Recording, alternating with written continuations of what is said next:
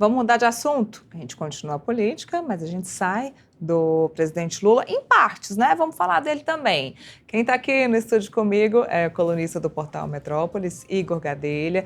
Igor que não está no Canadá, não está nos Estados Unidos. Agora está aqui presencialmente com a gente, depois aí das 2 viagens acompanhando o presidente Lula, agora nos estúdios com a gente.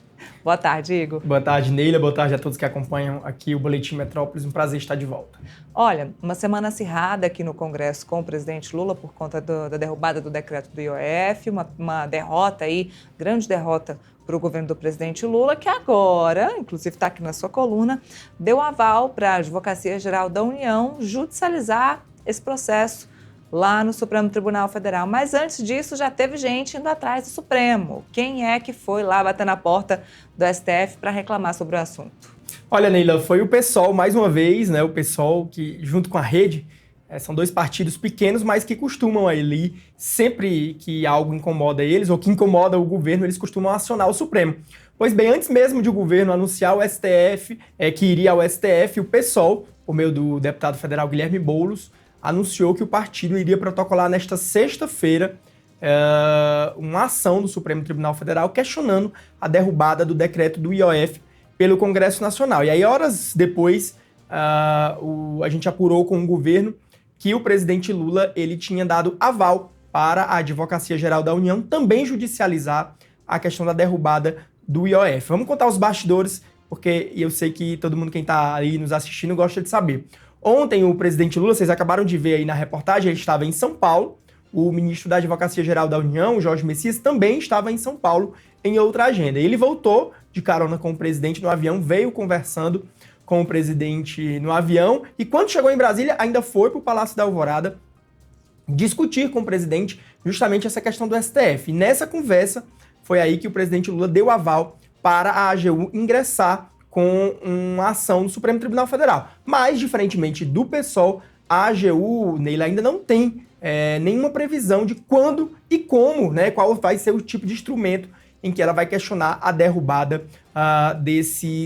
do decreto do IOF. O que eu percebi conversando ali com fontes da cúpula da AGU? Que há ali uma certa prudência, digamos assim, até uma certa resistência de alguns integrantes da AGU em judicializarem essa questão. Eu vou apontar 2 pontos. Existe ali no governo uma resistência também da ala política, que acha que o presidente indo, né, para o STF, ele vai ali esticar ainda mais a corda, azedar ainda mais a relação com o Congresso Nacional, porque ele vai estar ali questionando no Supremo uma decisão tomada pelo Congresso Nacional, né? Então tem essa questão. E a própria AGU sabe que depois do PSOL ter ingressado com essa ação, o governo já vai ter que se pronunciar nessa ação do PSOL. Então tem uma ala ali da AGU que acha que era melhor ter deixado o PSOL, né, liderar esse desgaste, ingressar no Supremo Tribunal Federal e a AGU somente ir lá no Supremo e defender a posição, né, se juntar ao PSOL e não ter um protagonismo. Então tudo isso está permeando essa discussão. O fato é de que o presidente Lula deu o aval, mas ainda não tem ali nada de concreto por parte da Advocacia Geral da União.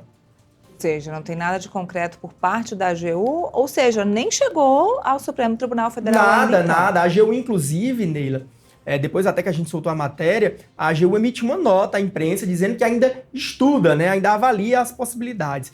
Eu apurei também, Neila, que o ministro da AGU está tentando ali sentir com os ministros do Supremo, né, fazendo uma sondagem prévia para saber se o governo tem chances de vitória. E o governo aposta que vai ter chances de vitória. Hoje eu estive com um ministro ali que integra a área jurídica do governo e ele avaliou que sim, o governo tem chances de vencer nessa questão do IOF no Supremo Tribunal Federal. Por quê, Neila? Porque eles avaliam que é prerrogativa única e exclusiva da Presidência da República, do Presidente da República, elevar ou baixar as alíquotas de IOF. Então, na avaliação do governo, quando o Congresso vai lá e aprova um decreto, né, um projeto de decreto legislativo sustando o decreto do governo, o Congresso estaria usurpando uma prerrogativa, né, que seria do Executivo. Então, uma ala do governo acha que vai ter sucesso no Supremo Tribunal Federal. Agora, Neila, é importante ressaltar que o presidente Lula, ao dar o aval para a AGU ingressar no Supremo Tribunal Federal, judicializar a questão do IOF,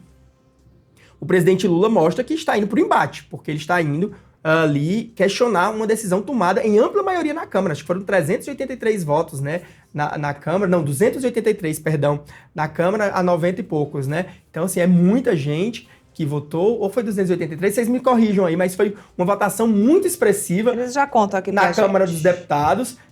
No Senado foi uma votação apertada, né? Foram 41 senadores, né? Ali basicamente na margem, mas mostra que há ali, sobretudo na Câmara, que é onde o Lula tem mais dificuldade, que havia uma vontade ali de derrubar o decreto. E aí quando ele vai para o Supremo, o presidente, perdão, dá uma demonstração de que ele quer ir para o embate. E é isso sim que até muitos ministros têm defendido ali, né? Que o 383 votos a favor, né? 90 e poucos contra, né?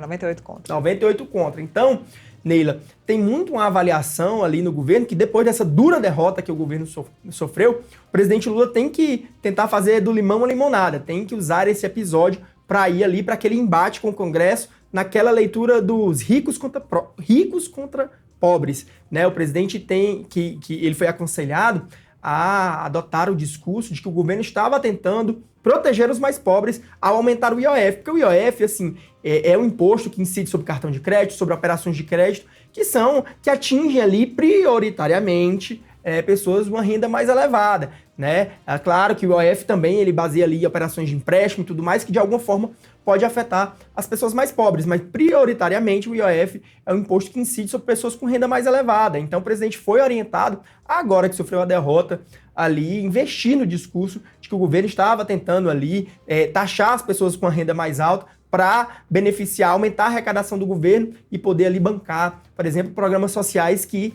né, protegem, que beneficiam as pessoas mais pobres aqui do Brasil. Não existe nenhuma possibilidade desse aval do presidente Lula para a AGU ser apenas uma ameaça para amedrontar o Congresso, não, né? Olha, Neila, assim, temos que esperar. A AGU já teve outras oportunidades em que a AGU chegou a anunciar que ia questionar alguma coisa, mas nunca questionou, né? A AGU chegou a anunciar, por exemplo, que iria questionar no TCU aquela questão das joias e tudo mais, acabou que não fez lá atrás. Então, assim, a gente tem que esperar o que de fato vai vir. E lembrando, repito, a AGU vai ter que se pronunciar de qualquer forma agora nessa ação do PSOL, né? A gente vai ver primeiro, né, com que ministro que vai cair na corte, isso tudo vai influenciar. Por ser uma decisão também muito importante, é muito provável que vá para o plenário. Vai ter um ministro relator que pode dar ali alguma decisão monocrática, ou então até submeter ao plenário, por ser uma questão assim mais ampla, que envolve ali uma disputa entre os poderes executivo e legislativo. E agora tem um embate das emendas também, de novo, lá no Supremo Tribunal Federal. É muito embate nesse momento entre Congresso e Lula. Eu estava até falando antes com uma cientista política, Igor, perguntando se ela se lembrava de algum outro governo que teve tantos entraves com o Congresso que precisou judicializar tanta coisa no Supremo Tribunal Federal. Muito recente. Eu acho que o Bolsonaro ele teve uma dificuldade ali, talvez, com o Congresso, claro. Ele se apegou, ele tinha uma relação muito difícil com o Supremo, mas ele também tinha uma relação difícil com o Congresso Nacional. Ele se apegou ali ao Lira, né, distribuiu as chamadas emendas secretas, mas o Bolsonaro, ele foi muito alvo ali. O Congresso, o senador Randolfo Rodrigues, a própria oposição à época, que hoje é governo, questionava todos os atos do presidente no Supremo Tribunal Federal, e aí gerava esse desgaste também, né? Mas o presidente Lula está numa situação delicada. Essa derrota aí foi uma sinalização de que o governo enfrenta muitas dificuldades, que inclusive no Senado, que era uma casa onde o governo tinha uma maioria, você viu ali senadores alinhados ao governo, votando contra o governo, então acendeu o alerta no governo.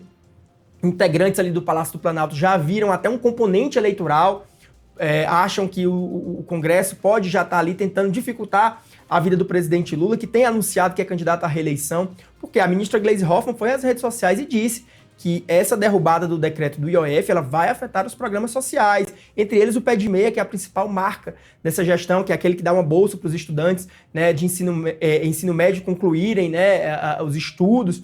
Então, assim, o governo avalia que pode já ter um componente eleitoral, sobretudo porque o Hugo Mota, embora tenha ali uma relação talvez cordial, vinha tendo uma relação cordial com o governo, o Hugo Mota é mais alinhado à centro-direita, né, a centro-direita que está ali já animada com a possível candidatura, né, do governador de São Paulo, Tarcísio de Freitas, ao Palácio do Planalto.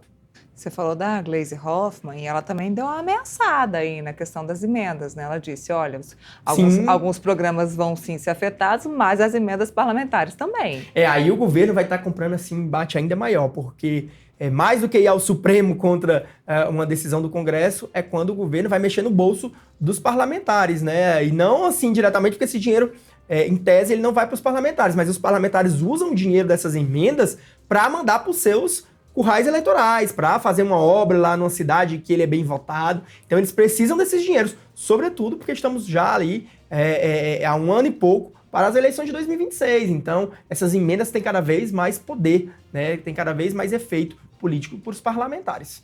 Falando em efeito político e eleições de 2026,